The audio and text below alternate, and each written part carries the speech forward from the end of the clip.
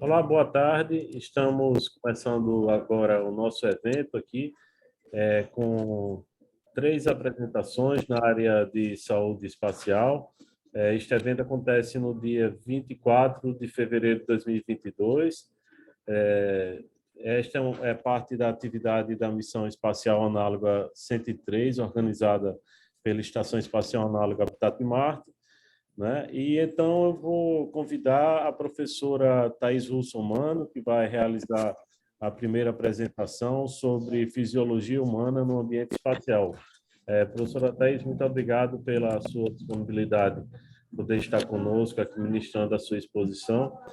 Fique à vontade aí, quando quiser, for conveniente, estar compartilhando a sua tela aí para dar início na sua apresentação. Obrigado. Eu que agradeço o convite, é uma honra estar aqui. Como eu sempre digo, eu admiro muito esse trabalho que tu fazes aí. Deixa eu ver se... Ops, abri errado.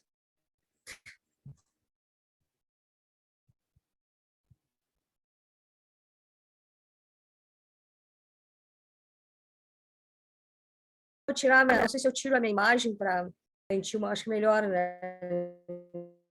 Pode ficar à vontade. Tirar as imagens para garantir não... Eu vou fechar minha câmera. Eu acho melhor. Eu não estou conseguindo fechar a minha, não sei como é que eu faço.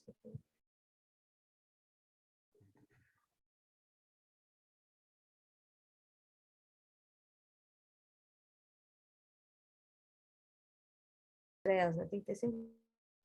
Não, eu sempre acho mais garantido para evitar problemas de internet.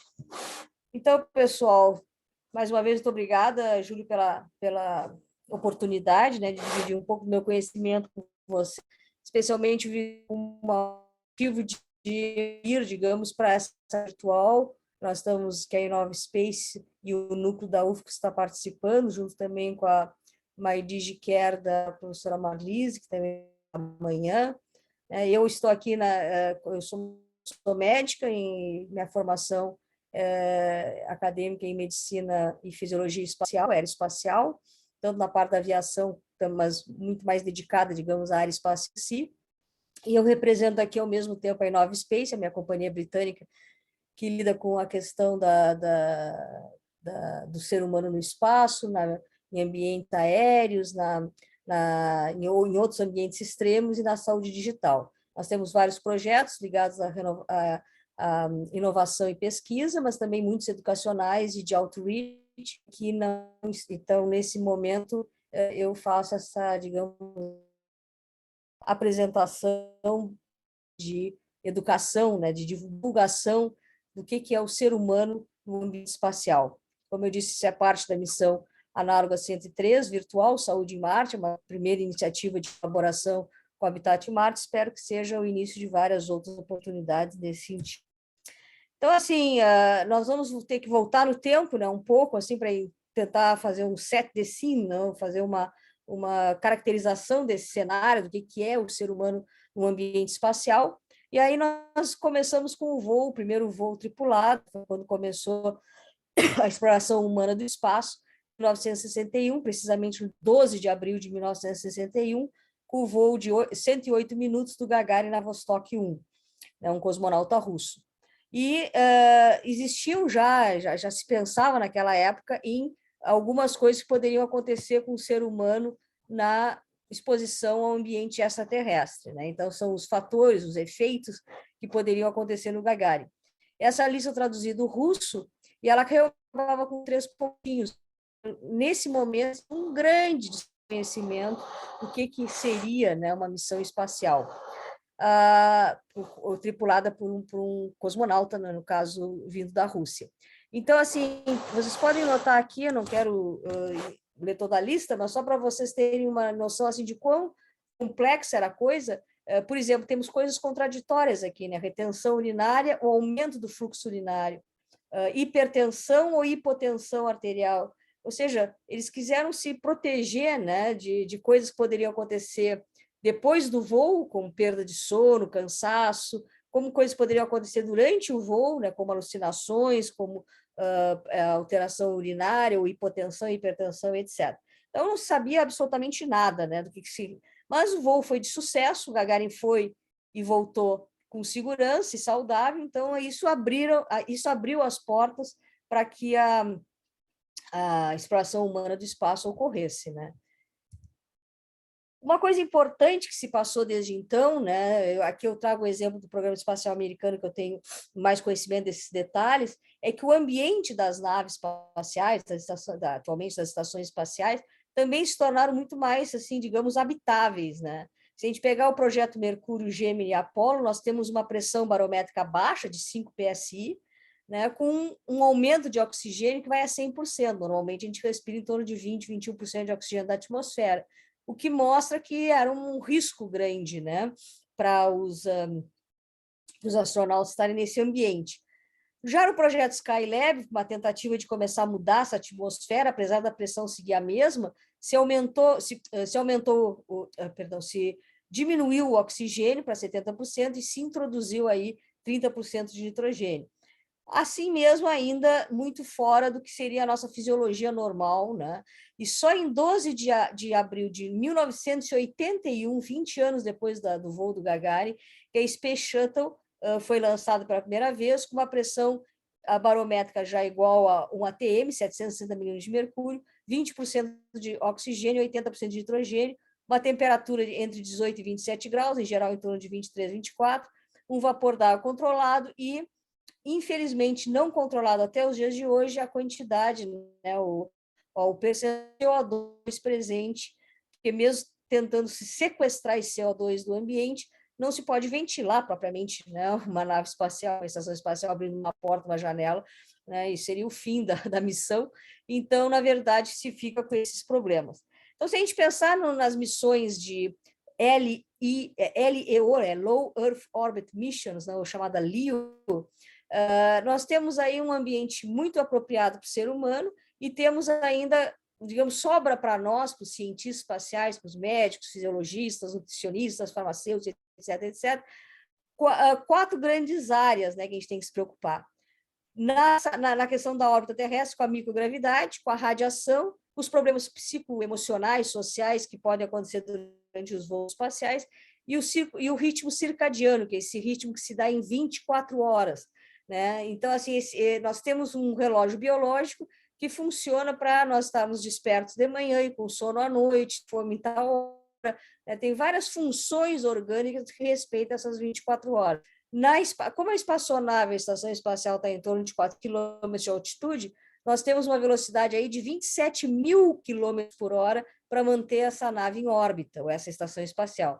E isso faz com que um dia da estação espacial, 24 horas, sejam, na verdade, 16 dias. Nós temos 16 nascer, 16 pôr do sol em 24 horas. E isso realmente pode afetar muito o bem-estar e a saúde do astronauta.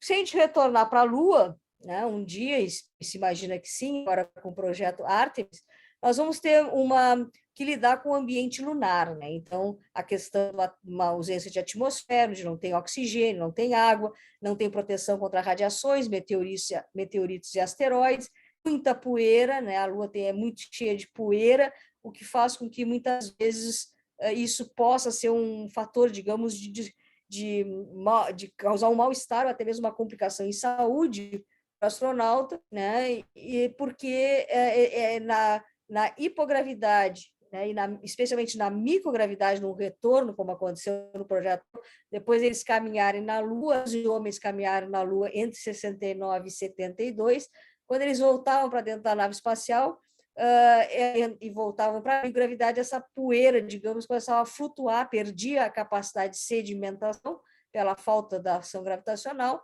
e isso, então, poderia contaminar, digamos, equipamentos, né, podendo estragar o equipamento, podia entrar no olho, nariz, boca do astronauta, enfim. Em termos de comunicação para uma telesaúde, eu vou falar nisso mais adiante, é perfeito, né, a Lua, porque ela está a 300 mil quilômetros de distância, né, variando um pouco aqui e ali, mas, digamos, se há algum tipo de atraso na comunicação, que é feita à velocidade da luz, ela vai ter um atraso de 1 ou 2 segundos, o que mesmo numa emergência médica isso é desprezível, digamos. E a gente tem que lembrar que a gente está exposto também, além dessas questões todas, a uma gravidade menor que a da Terra, então por isso chamada hipogravidade, onde nós temos 1/6 da gravidade terrestre. Então, se a gente pesa 60 quilos na Terra, uma forma de emagrecer bem rápida é ir para a Lua e pesar, então, 10 quilos. Se nós formos para Marte um dia, né, e esse é a grande foco do Habitat Marte, né, testar todos vários aspectos ligados a uma viagem a Marte, a um habitat em Marte, nós vamos ter que lidar com a pressão atmosférica muito baixa, quase inexistente, atmosfera riquíssima em CO2, 90%, que é um gás tóxico para o ser humano, uma temperatura em geral baixa, em torno de 60 graus Celsius, e aí nós temos uma hipogravidade um pouquinho menor, ou seja, se eu peso 60 quilos na Terra, 10 na Lua, 20, é 1/3, mais ou menos, né? Arredondando aí para 1/3. Mas nós vamos ver Marte, nós vamos ver a Terra Marte como nós vemos hoje a Marte da Terra, ou seja, um pontinho de luz. E isso, em termos psiquiátricos, né, da psiquiatria espacial, ainda é uma grande interrogação como é que o ser humano se envolver a Terra, toda aquela referência, né, de vida, de anos e anos de história, enfim, de cantinho de luz. Temos que lidar com as tempestades de areia, né, que são muito frequentes em Marte. Nós temos aqui uma foto de junho de 2010, 10 de junho, perdão, de 2001, que não tem a tempestade, e 31 de julho, né, basicamente um mês depois, um mês e pouco depois, uma tempestade cobrindo basicamente o planeta, aqueles problemas que a gente já viu que a areia... E quando a gente fala em missões, né, quando a gente fala na fisiologia, em toda essa área da saúde, nós temos que dividir nas missões de curto prazo e de longo prazo, porque vai afetar, digamos, o corpo humano de maneiras diferentes. E também temos que lembrar que nós temos que ter conhecimento dos dois sexos, né, tanto do homem quanto da mulher. Hoje nós temos em torno de 600 astronautas, né, arredondando, que foram ao espaço, de 600 pessoas, entre astronautas, cosmonautas e taikonautas, que são os astronautas chineses, né? E temos ali um percentual de apenas 12% de mulheres. Então, nós temos um gap aí que tem que ser, digamos, diminuído, até eliminado, tanto em missões espaciais quanto estudos na Terra. É importante comparar os dois gêneros, porque a gente sabe que tem diferenças anatômicas, fisiológicas e até de expressão de doenças. E se um dia nós formos morar realmente em Marte, na Lua, né, como o Habitat Marte estuda, nós temos que aprender, né, que os dois gêneros têm que estar presentes, a gente tem que entender esses dois gêneros, porque um dia vai começar a haver a reprodução humana fora da Terra. Quando a gente fala em medicina espacial, fisiologia espacial, essa área da saúde, a gente pode dividir em 3 grandes áreas, né? Isso vai depender assim até em termos de carreira profissional, de trabalho, ao que a pessoa mais se identifica e gostaria, então, de seguir a sua carreira. O pre-flight é aquela coisa assim, eu vou selecionar, treinar os astronautas de maneira que eles saibam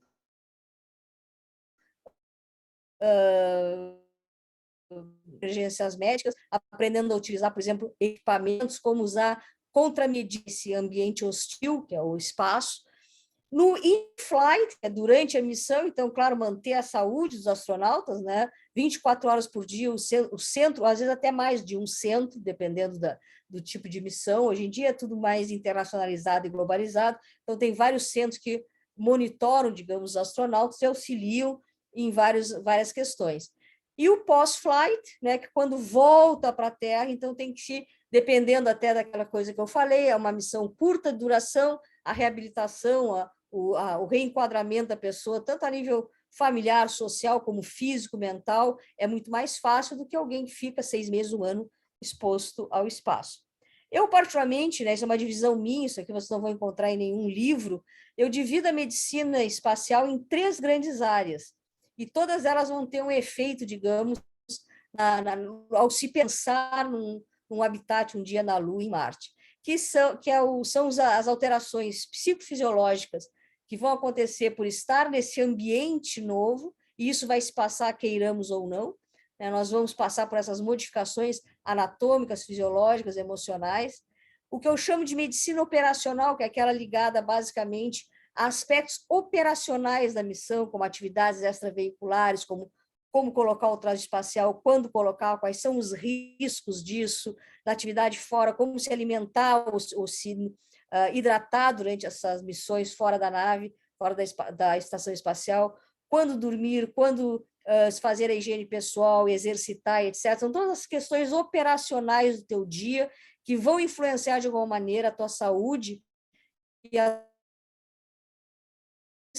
estar de entretenimento, lazer, relaxamento, etc.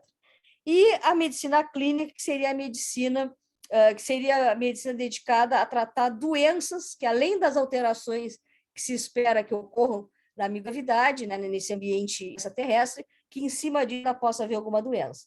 Então, o que a gente sabe hoje da fisiologia? Esse slide até é um slide antigo, mas eu acho que ele traz algumas informações muito importantes.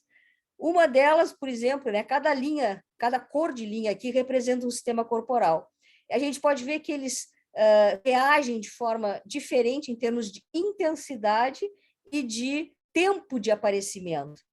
E também de como eles se resolvem, né? Então, o sistema neurovestibular, a professora Rosilene vai falar mais sobre isso, rapidamente, assim, ele se altera e volta a uma estabilidade rapidamente, sistema cardiovascular, até posso dizer aqui cardiopulmonar, tem um tempo mais longo, mas também depois se adapta, mas tem sistemas corporais, como o sistema ósseo ou muscular, que vão perdendo, digamos, as suas massas, né, e trazendo grandes problemas para os astronautas, mais até após o voo do que durante o voo. Não vou me deter muito na Space Motion Sickness, porque é o que a professora Rosilene vai falar logo em seguida. Só para falar rapidamente, é aquilo que vai acometer o astronauta nos 3 primeiros dias de missão espacial, e ela vai falar depois melhor sobre as causas, etc. Mas como eu mostrei a alteração neurovestibular, eu quis trazer isso, que é uma alteração do sistema vestibular, visual, proprioceptivo e do sistema nervoso central.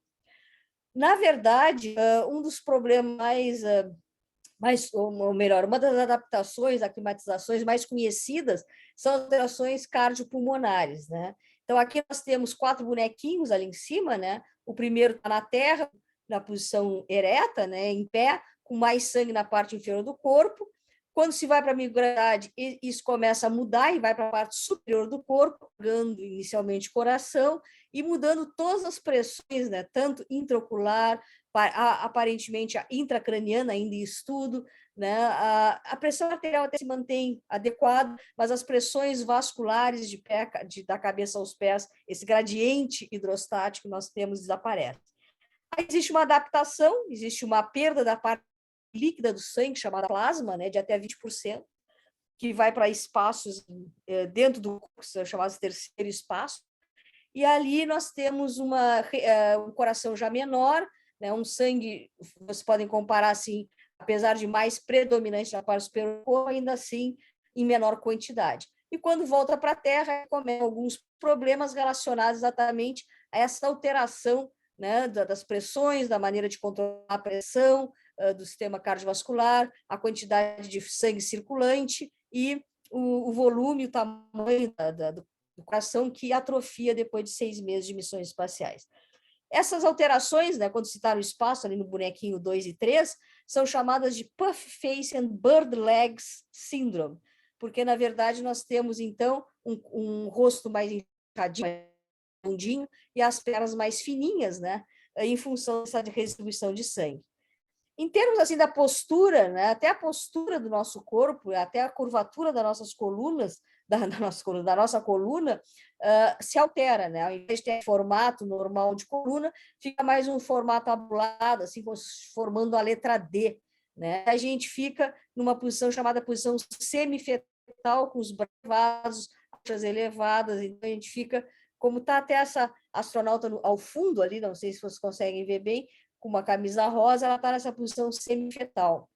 E também existe um alongamento da coluna, que pode chegar até 6, 8 centímetros, mas em geral em torno de 4 centímetros, 5 centímetros, que ao estirar, né, todos os discos intervertebrais, ligamentos, musculatura à volta, por falta de compressão gravitacional, existe muita dor, né, nas costas, né?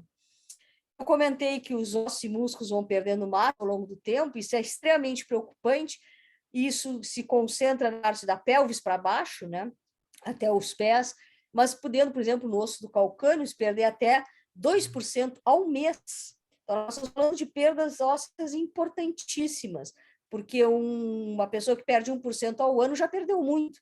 Aqui é 1 a 2% ao mês, claro que dependendo dos ossos atingidos. Então, isso é sempre uma preocupação de como se conseguir manter a massa óssea. Isso vai depender da duração da exposição à microgravidade, por isso aquela divisão de missões de curto prazo, missões de longo prazo, muito diferente, uma missão de meses. As medidas de as contra utilizadas, isso vai cobrir melhor, eu só vou passar aqui, e as ações individuais. O mesmo musculatura, a esquelética, né? Na verdade, também atrofia basicamente a parte inferior, né, do abdômen até o calcâneo, e nós temos aqui a questão da mudança também de fibras, né, porque as fibras musculares elas são adequadas a um tipo de funcionamento. Então, por exemplo, as fibras tipo 1 são muito mais voltadas a contrapor por exemplo, são fibras de contração mais lenta. As fibras de contração mais rápida, que são as tipo 2, é muito mais para a pessoa se mexer, fazer, né, ter uma reação mais rápida aqui e ali. Então, essas fibras vão mudando de 1 para 2, porque vai se adaptando a esse ambiente. Mas, no todo, né, perde potência, perde força, perde tamanho de fibra, distrofia muscular, que também vai depender, como o osso, da duração da exposição à microgravidade, das contramedidas utilizadas e muito da variação individual. Mas olha esse slide também da genética no espaço para mostrar que não é só esses grandes sistemas que hoje em dia são também as células são estudadas, a microbiota do intestino é estudada, e a genética agora vai ser mais estudada porque, graças a esse primeiro Scott, que ficou na Terra, o mar, e aí por experimentos, tirando aquilo que eu comentei, algumas variações individuais como um desvio, né, nos resultados que a gente possa ter. Claro que isso aqui foi um experimento de só uma dupla de gêmeos, nós precisamos mais sobre isso. Como eu disse, o professor Vinagre vai depois na sua aula cuidar desse tema, né? Mas só para chamar a atenção que existem 3 tipos de exercício, né? Um que é muito importante hoje em dia, que é o ARED, de 9, esse equipamento está sendo utilizado como uma resistência à tua movimentação, o exercício em si, que substitui o que faria hoje aqui na Terra usando pesos, por exemplo. E ainda tem uma esteira ergométrica e um ciclo ergômetro adaptado, né, a pessoa tem que ficar toda presa, digamos, com tiras elásticas para poder realizar os seus exercícios. A mente humana, né, a psique espacial, as alterações psicossociais dentro de uma missão espacial, também podem ser divididas em missões de curta e longa duração, porque realmente a pessoa muda muito ao longo de 6 meses em diante, né? Às vezes até 4 meses já é um impacto grande. Existem várias questões aí, isolamento, confinamento, monotonia versus achar que está fazendo muito trabalho, porque além de todos os experimentos, etc., tem a manutenção da nave, tem a limpeza da nave, tem que fazer as refeições, tem que fazer a higiene, etc. Isso tudo muitas vezes cansa, né? São dias pesados. A depressão, que já foi identificada em algumas vezes, essa questão do ciclo circadiano está alterado, né? Como eu falei, 16 noites, 16 dias em 24 horas, tem essa alteração do ciclo sono-vigília, levando muitas vezes à insônia, muitas vezes tem problemas de comunicação, a gente tem que lembrar que hoje em dia as missões espaciais são formadas por astronautas de nacionalidades diferentes, que falam línguas diferentes, que têm um background profissional diferente, muitas vezes os 2 sexos estão ali presentes, né? Então, tudo isso somado pode gerar problema de comunicação, por essa diversidade da tripulação, pode gerar problemas de leadership, né? O próprio design da spacecraft, dos spacesuits e tudo, tem riscos, tem a questão do confinamento, tem a poluição visual. Se hoje a gente olhar para uma estação espacial, a gente vai ver que ela é um lugar poluído visualmente, com equipamentos dos lados, fios, tubos, etc., etc., e também, né, iluminado, sempre com um certo barulho, é como viver num avião, assim, todo o tempo com aquele barulho da manutenção da nave, da estação espacial andando. Já se sabe que a radiação também traz efeitos, né, na cognição, vários efeitos em animais, como ratos. Enfim, são situações que podem até surgir estresses maiores quando tem uma situação de risco de vida. Como existem contramedidas para a parte física, hoje em dia também se faz muitas contramedidas para a parte emocional, como entretenimento, criação de música, jogos, né, que se pode fazer dentro da nave, da estação espacial, com outros colegas ou com a terra, né? com familiares, amigos. A questão das refeições, virar um momento de socialização, é muito importante, mas também, se vocês virem aquela primeira foto em cima, é a cúpula, né, da Agência Espacial Europeia, com 7 janelas, nas quais a pessoa pode ir ali para falar com um familiar no telefone, para tirar fotos da Terra, para ter um momento de privacidade. Então, tudo isso, assim, relaxamento, entretenimento e diversão é muito importante. Entrando um pouquinho agora na segunda fase, né, a medicina operacional, né? Então, assim, vocês veem aqui como é que as pessoas estão dormindo, né? Não é uma coisa confortável, uns podem ficar flutuando, os outros tapam, né? Você vê a luminosidade, olha a poluição visual que eu falei, a poluição sonora, da própria luminosidade. Então, isso pode realmente afetar a vida do astronauta. Por isso que a medicina operacional, né, ela é muito importante para tentar, junto com a logística dos voos espaciais, tentar buscar a melhor forma de se ter um bom aproveitamento, né, uma boa função do bem-estar e da saúde dos astronautas. O mesmo se passa com a alimentação. A primeira foto ali parece um tubo de pasta de dentes, na verdade era como eram as alimentações. Hoje tem frutas frescas, tem várias formas de ter os seus menis, né? Os astronautas podem até escolher.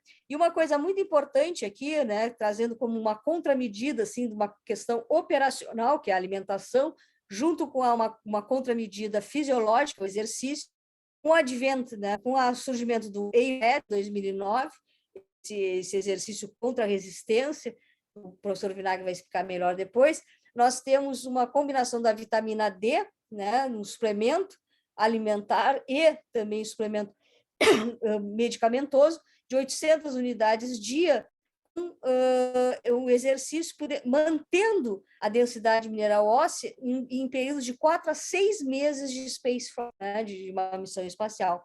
Isso foi um grande ganho.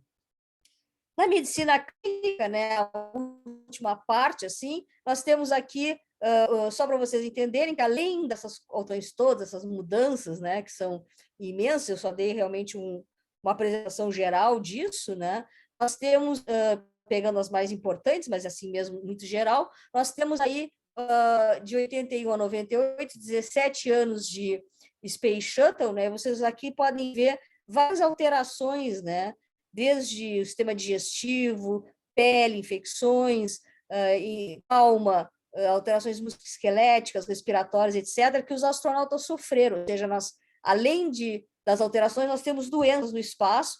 Aqui também são 7 astronautas da NASA que participaram de missões na antiga Estação Espacial Russa, Mir, de 95 a 98, e também aqui vocês podem ver várias alterações físicas, mas eu chamo a atenção ali para as alterações psiquiátricas, que na verdade são...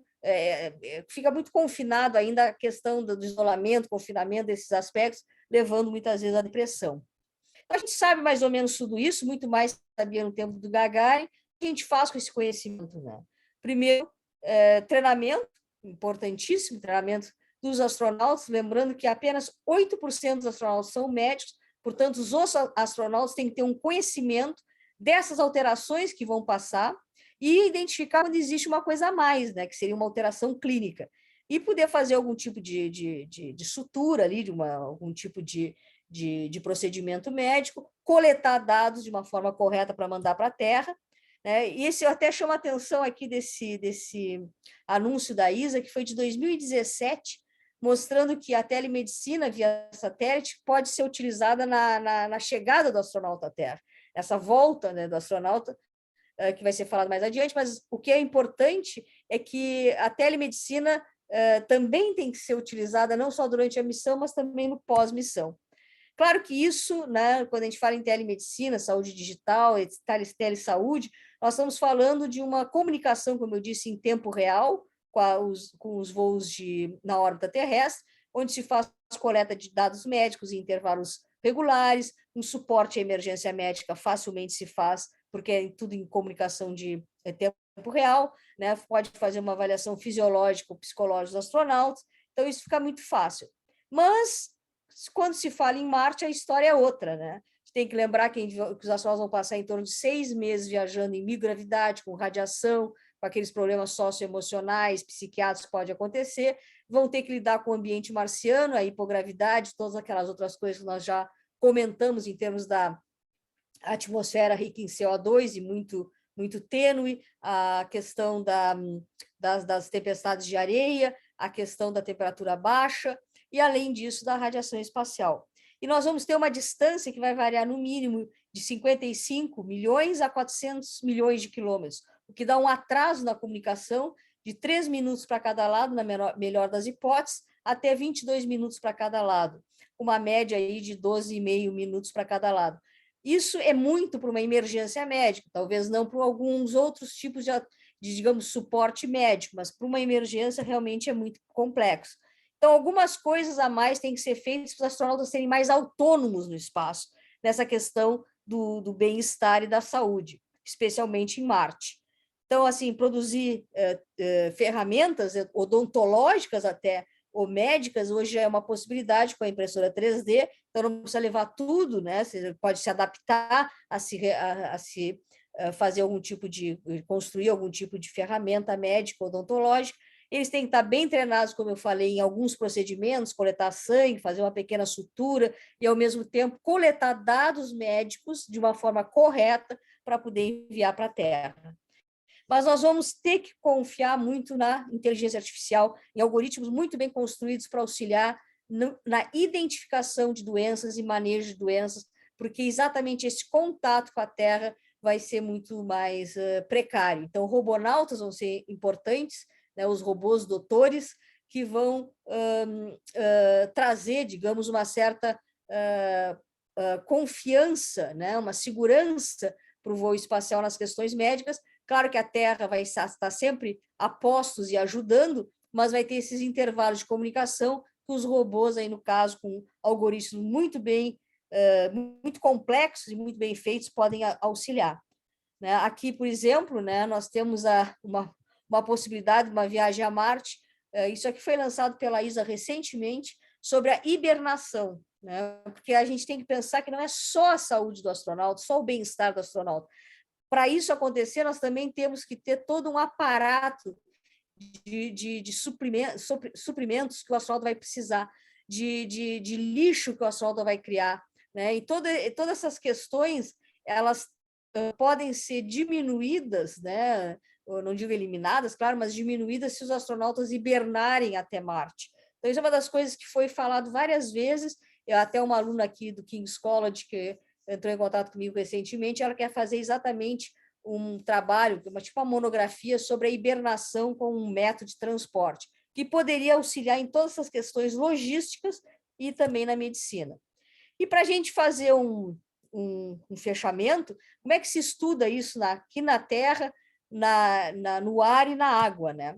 Então, uma das coisas são as missões, né? Como o Habitat Marte, temos esse aqui também, o Mars 500, que foi um grande projeto russo, né, que envolveu vários países, né, 6 astronautas, se não me engano, análogos. Tem o primeiro, né, que o professor Júlio já comentou, de Utah, né, o MDRS.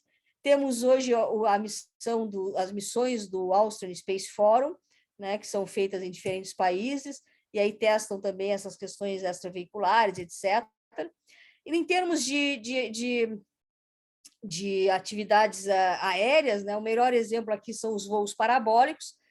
Eu tive a oportunidade de participar de 2 campanhas, a primeira delas junto com o professor Cássio, que eu acho que está presente aqui, né, marido da professora Rosirene, e que aqui nós temos, então, são parábolas que o avião descreve no ar e permite segundos de microgravidade, em torno de 20 segundos, que é precedido e sucedido por hipergravidade. São 3 dias de voo, em cada um deles a gente tem para trabalhar nos nossos experimentos 6 parábolas, cada uma com 5, 6 sets de cada uma com 5 parábolas. E temos ainda, né, na água várias coisas que podem ser feitas, né? Uma delas eu trago aqui como exemplo, que é o projeto NIMO da NASA, que combina um pouco o mergulho, né, um submarino pequenininho, com a questão de questões espaciais. Isso está na Flórida, claro que o risco aqui é maior do que um habitat apenas, né? Mas, de qualquer maneira, isso tudo traz conhecimento, tanto os habitats como o Habitat Marte, como esses outros que eu mostrei para só ilustrar, né? que podem ver essas questões, como o Júlio já trouxe, de sustentabilidade, de produção de alimentos, de inter-relação pessoal, de questões psicológicas, confinamento, isolamento, enfim, de testes de novos produtos, de telesaúde, telemedicina, né? Temos também as caves, né? Como o próprio Júlio já está também preparando lá do Habitat Marte. E uma coisa que só para finalizar, assim, que eu acho muito importante, é dizer que nós estamos agora entrando numa outra era, né? Que é a era do turismo espacial, que não começou agora, né? Mas de qualquer maneira está sendo popularizado agora e que vai nos trazer um outro tipo de viajante espacial, que não é aquele tão bem selecionado e treinado como os astronautas, mas são pessoas mais velhas, talvez mais doentes, talvez tomando medicações, talvez mais jovens. A gente tem aqui o Steve Hawking, um grande astrofísico britânico que morreu há pouco tempo, mas que tinha uma doença neuromotora importante, a esclerose lateral amiotrófica, não falava por ele, não se mexia por ele, e está num voo parabólico, onde eu sei por experiência que para a gente chegar no voo tem que se fazer vários exames médicos. E ele aqui, por ser uma pessoa famosa, acabou tendo essa oportunidade. Então, assim, pessoas famosas ou com dinheiro vão acabar pagando e indo para o espaço. Isso vai trazer toda uma nova medicina espacial, né? Uma outra saúde espacial. Claro que não é para uma viagem a Marte, mas para a órbita terrestre, muito provavelmente. Aqui são as 3 grandes empresas que fazem isso hoje, a Virgin Galactic, a SpaceX e a Blue Origin, mas só para lembrar que isso não começou agora, como eu disse, começou em 2001 com a Space Adventures, que mandou em torno de 8 astronautas para o espaço, né? E também temos os voos parabólicos ali à direita, onde também pode ser usado de uma forma recreacional, pagando para voar. E o mais interessante é que já está se pensando e já vai começar a ser construído o primeiro hotel espacial, acho que o mês que vem tem um módulo que vai subir, e isso vai, então, acomodar até 400 pessoas. Vocês imaginem a diferença que nós estamos falando aqui de missões espaciais de astronautas selecionados, treinados, né, para a órbita terrestre, possivelmente agora para a Lua e um dia para Marte, e num hotel onde as pessoas vão com a família para passar na microgravidade, etc., etc., o montante, né, de preocupações que isso vai gerar, ou de novas conquistas que vai ter que se fazer. E tudo que a gente faz aqui, tanto os projetos do Habitat Marte, quanto outros projetos, como eu mostrei em outras simulações, etc., é importantíssimo que se tenha na cabeça que nós temos que transferir essa tecnologia, esse conhecimento, de alguma maneira, do espaço para a Terra. Claro que algumas coisas são feitas no espaço, ficam no espaço pelas condições ambientais, etc. Coisas feitas na Terra ficam na Terra, mas existe, obviamente, a comunicação terra-espaço, espaço-terra, e isso é fundamental para que se consiga uma boa, digamos, um grande apoio, eu diria, né? Tanto político quanto financeiro, etc., a gente mostrar o que a gente está fazendo aqui para ser levado de alguma maneira em termos de conhecimento para o espaço, pode retornar para a Terra também, né? Nos traz também ganhos aqui na nossa ciência. Então, era isso que eu queria passar para vocês. Desculpa, acho que eu passei um pouco do tempo, falei mais do que devia, 40 minutos, mas espero que vocês tenham gostado, e agora passamos para a próxima apresentação.